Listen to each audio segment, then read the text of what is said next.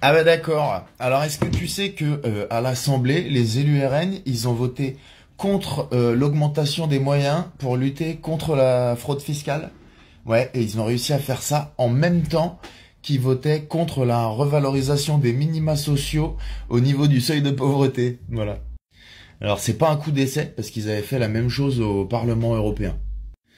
Alors les faits, les adeptes de Dame Le Pen, ils aiment pas trop, donc ils disent oui, mais regarde le programme. Eh ben d'accord, on regarde le programme. Donc le programme, bah c'est pareil. En fait, le programme c'est pareil. Dans le cadre de sa campagne, aux dernières élections, Dame Le Pen, elle avait sorti des petits livrets thématiques, je sais pas si tu te souviens, en lien avec son programme. Et il y en avait un sur la fraude, dans lequel il y avait des tartines et des tartines sur la fraude aux allocs et une demi-ligne sur la fraude fiscale. Alors quand tu leur demandes aux électeurs RN pourquoi cette obsession sur les allocs, ils te disent oui, bah, quand même les allocs c'est des trucs de feignasses, et puis il y a beaucoup de fraude aux allocs. Alors Dame Le Pen, elle fait une fixette dans son bouquin, elle dit dans son petit livret, elle dit les fraudes aux allocs c'est surtout des Algériens. Voilà, elle est malaisante la dame. Alors ça c'est dans les programmes, mais bon, moi les programmes perso j'en ai rien à foutre parce que c'est des carriéristes politiques, donc ils te disent ce qu'ils pensent que t'as envie d'entendre, hein, ils veulent faire carrière les gens. Donc moi je regarde plutôt les chiffres. Et les chiffres ils disent quoi? Ils disent que la fraude aux allocs ça s'élève environ à 1 milliard. Bon après c'est une estimation tu vois, mais c'est une estimation qu'il faut mettre en parallèle d'un autre chiffre, c'est le non-recours aux allocs. Et là c'est 10 milliards, c'est 10 fois plus. Voilà. Donc tu te rends compte qu'il y a à peu près 10 fois plus d'oseille qui relève plutôt du droit non réclamé que du pas le droit qui a été tapé quand même.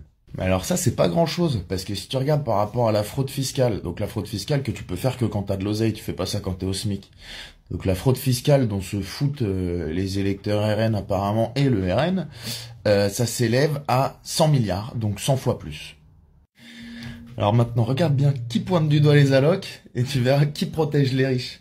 Normalement, avec ces chiffres-là, ça va être dur de dire le RN protège les travailleurs. Eh ben tiens, va checker dans les commentaires, tu vas voir, ils y arrivent quand même. Alors je vais quand même finir avec une petite citation de Franck Alizio, élu RN qui vient de chez LR, parce que tout ça c'est un peu consanguin, et qui a dit à l'Assemblée: on sait que la fraude fiscale peut également résulter de l'extrême complexité et de l'instabilité des règles applicables en matière fiscale, ce qui est par ailleurs source d'erreur. Donc quand tu fraudes les allocs, t'es un vilain maghrébin, mais quand tu fraudes le fisc, eh ben tu l'as pas fait exprès. Oh, excusez-moi, j'ai glissé, j'ai mis toute ma thune dans un paradis fiscal.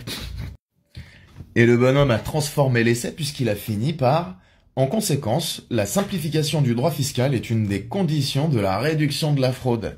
Et c'est pas con, hein, si tu veux lutter contre la fraude fiscale, eh ben tu la rends légale. Je te ferai peut-être une partie 2 sur le RSA et la fiscalité.